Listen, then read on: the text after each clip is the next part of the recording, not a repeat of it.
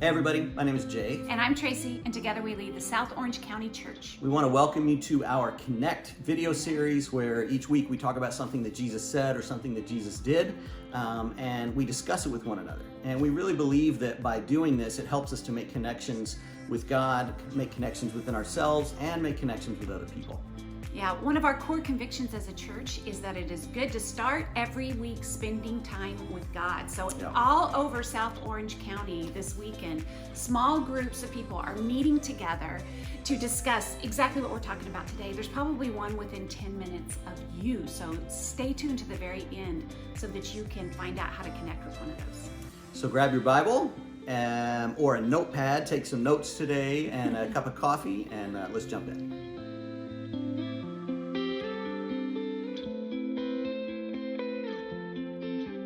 All right, welcome back. So, Easter was just a few weeks ago. Yeah.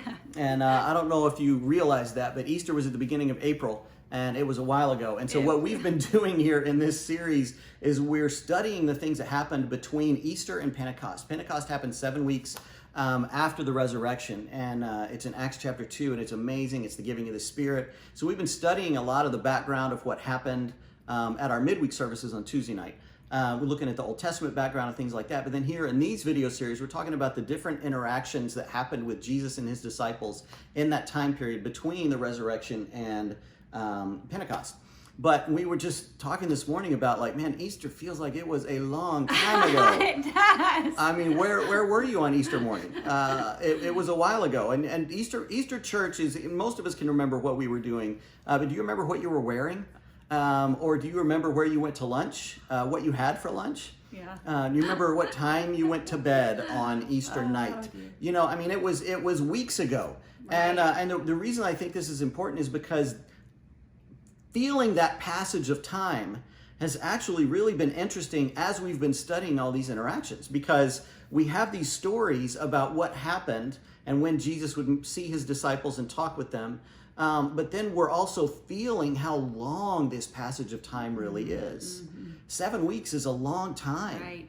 Yeah, I think I always pictured it like, Jesus raised from the dead, then he appears to the women, then they're, next thing you know, they're on the mountain getting the Great Commission, and then they're in Jerusalem. Starting the church. It's like it was a week long. That's how cut it together like a movie. It happens really quickly. But then when you feel it, it's like, oh no, this is kind of a long time. I mean, it's even like when you go to church. You go to church on Sunday morning and you hear a message and you're like, sometimes you're like, that was awesome. Hopefully, at least with our church, I don't know. But I'm sure at some point in your past, you have gone to church on Sunday and felt like, oh my gosh, that was amazing. I'm so inspired. And then Monday morning, you have to get up and get your kids ready, and the alarm didn't go off in time, and there's no hot water because one of your teenage kids took a really long shower or something like that, hypothetically. And you're late and everything is going well, and you've completely forgotten about the message that you had on Sunday. In one day. One 24-hour period. I was thinking about how it must have felt like to talk to Jesus for a few hours, maybe, I don't know, and then you don't even see him for like a week. Right. After that. Right. Because and that even says that he would be gone for a week, and so for a week they're like, well, so what do we do now? They're still waiting, trying to figure it out. Yeah. And so I just felt like that was really relevant, especially today. We're going to be talking about Peter, and as we have been studying out Peter, but just looking at the passage of time, it really even helped us to try to get into his mindset a little bit. And Peter is just such an iconic character in the Bible. I mean, what an amazing guy he must have been. From the very beginning, he's a personality, right? He walks up and Jesus goes, Simon, from now on, we're going to call you Cephas, which means rock, which means Peter means rock. So they changed his name, gave him a nickname from the very beginning. Yeah. And then Peter's always with him. Peter's he's with the 12, but he's also with Jesus' tight little group. If Jesus went somewhere and he wanted his best friends with him, it was Peter, James, and John. And they were always with him. Peter was there. He was always saying things. If something happened, he would be the first one to speak. He would open his mouth sometimes before thinking. When he didn't like something that Jesus said, he tried to correct Jesus and say, Jesus, you can't do that. And Jesus rebuked him pretty strongly, gave him but that's just how Peter was. He was always moving forward. And even when you get to the night that Jesus was arrested, and Jesus is saying, listen, guys, one of you is going to betray me. And Peter's like, man, I'm not. I'm not betraying you. Even if everybody else betrays you, I never will. That's right. And Jesus says, Peter, listen, even tonight you're going to deny me 3 times before the rooster crows. And Peter's like, no way. Are you crazy? What, are you crazy? If I'll die. I'll die with you if I have to die with you. I'm never denying you. Right. And then they go to the Garden of Gethsemane, and Jesus is praying, and Peter's napping. And then Judas comes in with the temple guards to arrest Jesus. Peter whips out a sword, cuts off dude's ear. He's like, this is it. This is what I've been waiting for. He's like, finally. now the revolution begins. So he cuts off the guy's ear.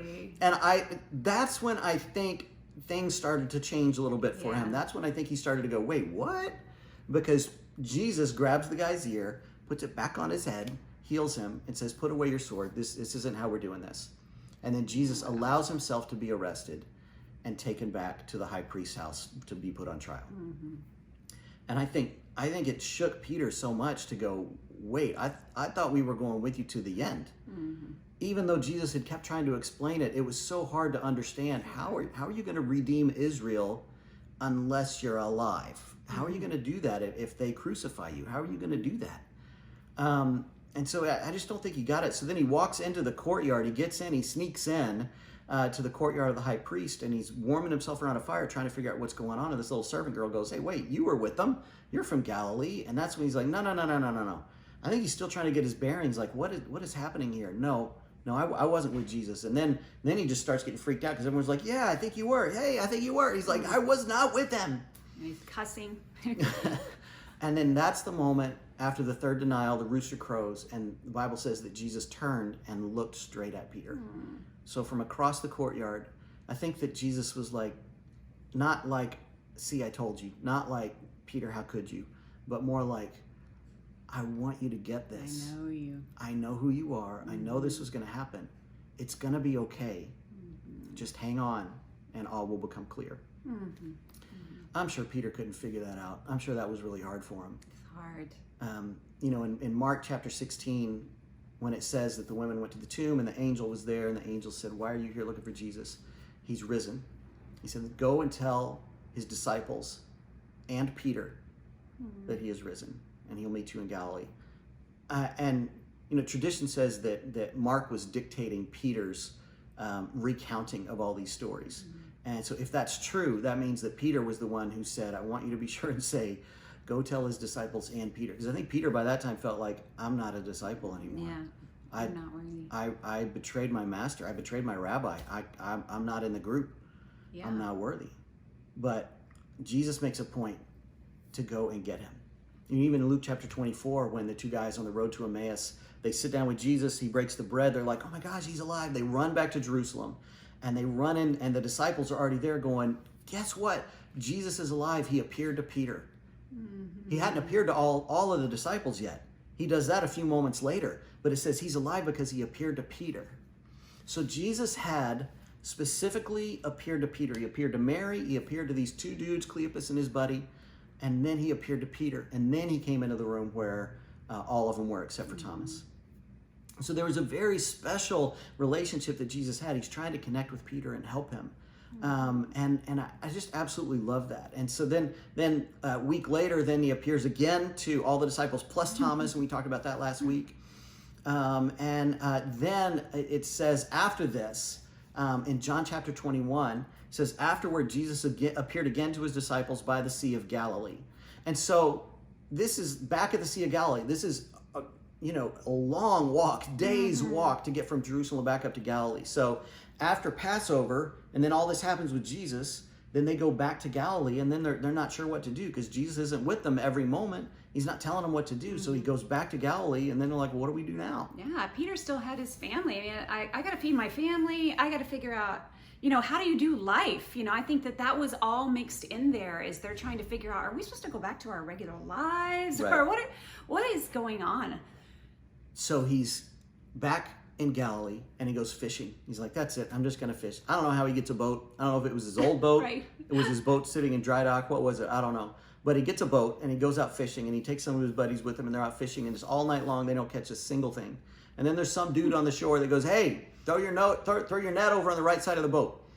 And they're like, okay. So they do it, and all of a sudden, they catch all these fish. And then John says, Peter, it's Jesus. And Peter grabs his clothes and just dives in the water and starts swimming for the shore so he can be with Jesus. He's like, finally, he's here. I love the passion. So awesome. And then Jesus, and they get there, they're like, Jesus! And Jesus is like, hey, do you have anything to eat? Peter turns around and runs back out to the boat and starts dragging all the fish back in. Like he's just always moving. He's always doing something. Yeah. And this is so great. And so it's then after breakfast, after they sit down, that they have this moment that is recorded in the Gospels. And it's this time where Jesus says, hey, do you love me? And there's been so many great sermons preached about this and so many things that you can learn about the Greek words that Jesus used for love and things like that. But what we want to talk about today is just this idea of Jesus 3 times saying, do you love me? And Peter's like, yes, yeah, I totally love you. So verse 15, I'll just read this. It says, when they had finished eating, Jesus said to Simon, Peter, Simon, son of John, do you love me more than these? Yes, Lord, he said, you know that I love you. And Jesus said, feed my lambs. And again, Jesus said, Simon, son of John, do you love me? He answered, yes, Lord, you know that I love you. And Jesus said, take care of my sheep. The 3rd time he said to him, Simon, son of John, do you love me? And Peter was hurt because Jesus asked him the 3rd time, do you love me? And he said, Lord, you know all things. You know that I love you. And Jesus said, feed my sheep. And, 3 times, and there's a lot to be said because it was 3 denials, and then now there's 3 times that Peter says, yes, I love you, and there's a lot of really cool things that are in the text with that. But here's what I want you to picture Peter in this moment. Jesus is like, do you love me? Peter's like, yeah, I love you. And Jesus is like, then feed my sheep. Peter's like, yeah, okay, I will, I'll do that. No, Jesus is like, no, do you love me? Yes. I do love you. Then feed my sheep. Then love people. And this is where this message really starts to get real. And I think even for those of us that have been Christians a long time, or even 2 years, you've heard all the scriptures that are like, love one another. Jesus gives this new command, as I have loved you, so you must love one another. The greatest commandment when he's asked, love God with your heart, mind, soul, and strength, and love your neighbor as yourself. 1 Corinthians 13, of all these things, these 3 remain, faith, hope, and love, but the greatest of these is love. 1 John, it's all about loving your neighbor, loving other people, loving your brother. It all has to be about love. And we know that. Yeah, I understand that. Love people, I got it. And we can have the same response as Peter because we're like, Jesus is like, do you love me? Yeah, I got that. Mm-hmm. Then love people. Okay, yeah, I got that, but what are we going to do? Jesus is like, love people. Yeah, I got that. But what's the church going to do? We're going to love people. Yeah, okay. I understand that. That's what Christians do. I'm supposed to be loving. I got that. And, even as we're new to this church, we've been here 6 months, and I've had this conversation with people. People want to know, what are we going to do to change the church? What are we going to do to fix the church? How are we going to get it going? And I'll say, we're going to love people. Yeah, but what are we going to do? We're going to love people. Mm-hmm. And I think this is something that even those of us who've been Christians for any length of time can fall into this. Mm-hmm. We forget the power of the call to love. Mm-hmm. Because it is a deep call, and people are hard to love. Mm-hmm. I'm hard to love. It's hard to be in a marriage with somebody. It's hard to be in a household with somebody. Mm-hmm. It's hard to be in a small group mm-hmm. with somebody. It's hard to be friends with somebody. People are hard to love. Mm-hmm. You can love them for a little while. You can go have coffee with somebody. I can be very loving at Starbucks for 45 minutes. Mm-hmm. But it's after that, when people are at their worst, that's when it's hard to love. Mm-hmm. And this is what God is calling us to do. And that's what I think we see here with mm-hmm. Peter. Peter was always moving. He was moving fast, and he was super passionate. And Jesus said, I know that you're passionate. In fact, I chose you because you're passionate, and I want you with me because you're passionate. Mm-hmm. And now I want your passion to extend further, and I want you to become loving. Mm-hmm. I want you to take this quality that you have that is godly, this passion, this excitement, this drive, that is from God, and I want you to add to it this thing that is also from God, which is being full of love and full of grace and overflowing with thankfulness. Mm-hmm. And so God was calling Peter to grow and change, and he's calling us to do the same thing. I love this because I feel like that Jesus was taking Peter and saying, your passion is good, but passion is just a starter. Love is what it takes to finish the race. I love Peter because, he was so right and so wrong all at the same time, all the time. This is how I feel all the time, right and wrong. I mean, he was actually the guy that said, you are the Christ, the Son of the living God. I mean, right. Peter was right about so many things. And in just a few short weeks or days, honestly, he's going to be preaching the very first sermon about Jesus Christ in human history. He's going to be the one that steps up and addresses the crowd. He is the one that God designed to be used in exactly this way.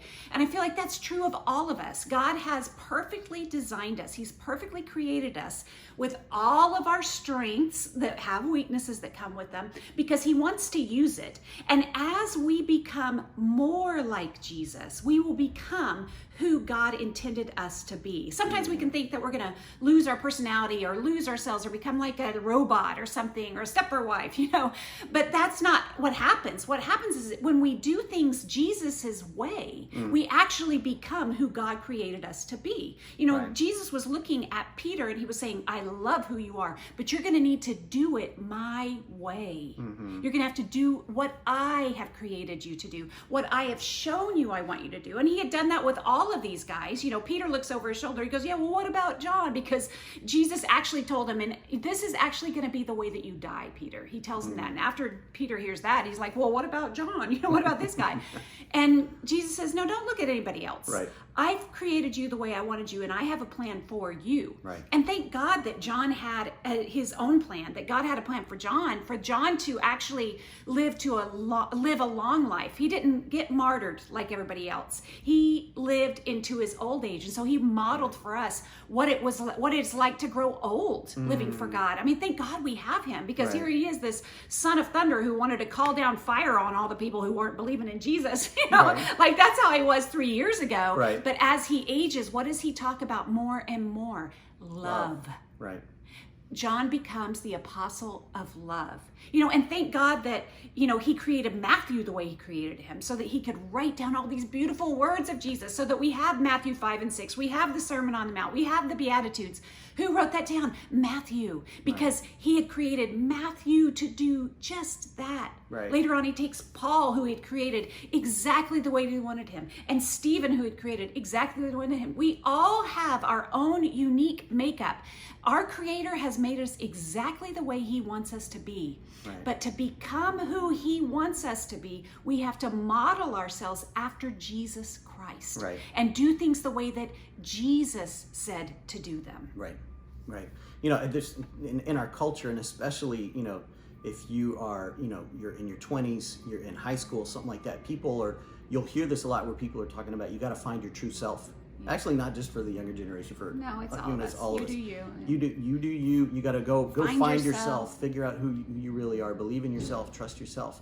And the thing is that God made us, and then as we though grow to love one another more deeply and love like Jesus and sacrifice it, that's when we become our true self. The more we become like God, the more we become our true self. It's not leaning into who we are, it's leaning into who God is. And then he takes who he's made us to be and continues to shape us and mold us into being like Jesus. And the closer we get to Jesus, the closer we become to who we were really meant to be, which I just think is really cool. It is. And then that's his plan for us to work together. Right. This is God's plan. You have to remember that these guys changed the whole world. Right. I mean, with the resurrection and Pentecost, this is the start of the church. This changed the course of history. Right. But in the middle of it, it doesn't feel like it. I mean, it didn't feel like they were changing the world. You can be changing the world, but it still feels like, wow, I'm just getting up and going to work, or I'm just raising my kids, or I'm just doing a small group, or I'm just, we can be changing the world, but it doesn't feel like we're world changers. Right. Each one of us does our little part, and we become something bigger than ourselves. We become a part of something bigger than us. How do we do that? It's not with just our passion. It's with love. Right. So this week, as you talk about this in your groups, as you think about it throughout the rest of the week, I kind of pay attention to your heart, and even be aware of when we talk about loving one another, do you find yourself going, yeah, right. I get that. Have you grown weary of being reminded to love? Are you looking for something else? Do you feel like that Christians should be fighting a different battle than loving one another? Yeah. Then maybe you're at that point where you're like, yeah, I got this. But Jesus is saying, no, come back. I want you to feed my sheep. I want you to take care of the lambs. I want you to love one another. As I have loved you, so you must love one another. Yeah, this study actually over the past few weeks is probably a good litmus test, because I was thinking about how I have learned so much through this study. Yeah. And I've been a Christian for over like 28 years or something like that. I've been a Christian for a long time, but I've learned stuff I never knew before. And so you can kind of look back at how have you taken this in over the past few weeks? Has it been like, yeah, or is it like, wow, I'm learning, I'm growing, I'm becoming more humble. The older I get, that's God's plan, for us to become more humble the older that we get. Amen. So this week in your groups, I pray that you will be able to have some great discussions about this and just really be aware of your love and decide to love one another more deeply. Take the passion that you have, take the way that you were made, and let God transform you more and more into a person of love this week. So we've got groups all over South Orange County talking about this. If you'd like to get in touch with us, please send us an email at socchurch@occhurchofchrist.com. That's socchurch@occhurchofchrist.com. And we would love to get in touch with you and help you find a group. If you just want to talk to us, ask us questions, we would love to do that too. Yep. And on May the 22nd, Saturday night, we're going to have a Pentecost celebration. You got to come. You got to invite a million building people. in Irvine. It's going to be so fun. We got a lot of plans for that, so that's going to be cool. So we look forward to seeing you then. We look forward to seeing you next week on our Connect. And in the meantime, we hope you have a great week. Love you guys.